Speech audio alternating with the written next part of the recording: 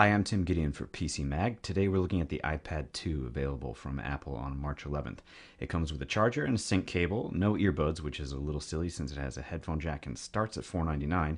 This is what it looks like compared to the old iPad, which is the thicker one on top that does not have the rounded edges. The same 30-pin connector and built-in speakers sit at the bottom of the back panel, and above the volume controls a new rotation lock or mute switch. You choose which you want it to control in the settings menu.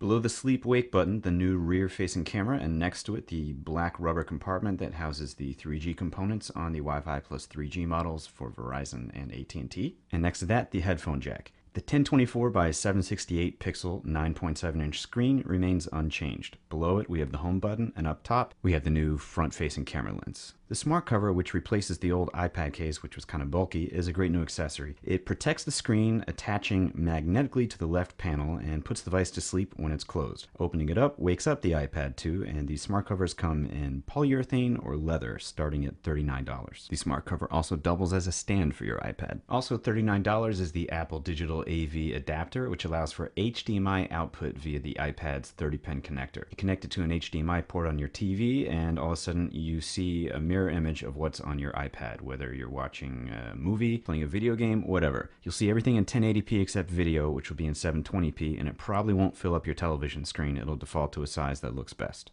So let's check out the camera app. It shoots video in 720p, and tapping on the screen changes the aspect ratio of your view but does not affect the actual recording. Video and photos you take can be accessed by clicking on the lower left corner icon. There's no flash, and the rear-facing camera shoots images below 1 megapixel. It's more toy than tool, but the camera can be a lot of fun, especially in some of the other apps. One inclusion everyone expected was Facetime, Apple's video chat app. It's the main reason for the VGA quality front camera. Making and placing calls is easy, but there's no HD level video like there is on the new MacBooks. The app works much in the same way it does on the iPhone and iPod Touch, and it only works over Wi-Fi. The new iMovie app is $4.99 and also similar to the iPhone's iMovie app. It's easier to use though because it has more screen space, which makes editing a little easier. You can also add generic music or songs from your iTunes library or add sound effects.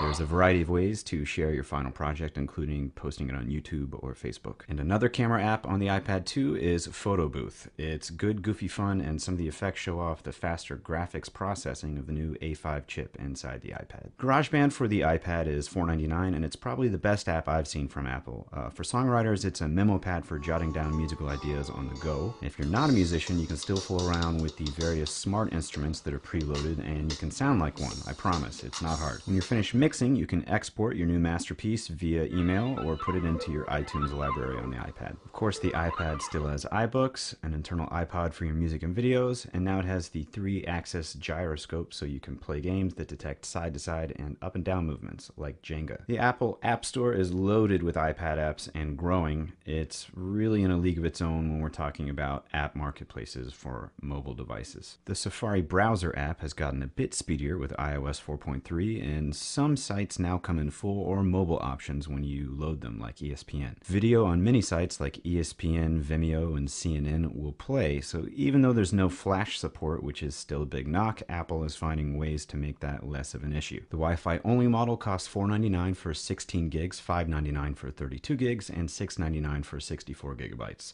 The pricing for the Wi-Fi and 3G models is $6.29 for 16 gigabytes, $7.29 for 32 gigabytes, and $8.29 for 64 gigabytes. Don't forget, you'll also have month-to-month service plans from both AT&T and Verizon. Their plans differ. You should check them out online, but there's no long-term service contract to tie you down. There's more to discuss, including the Apple TV AirPlay functionality and also the new Android Honeycomb tablets and how they'll fare against the iPad 2. For more coverage than you can possibly imagine, head to PCMag.com. Thanks for watching.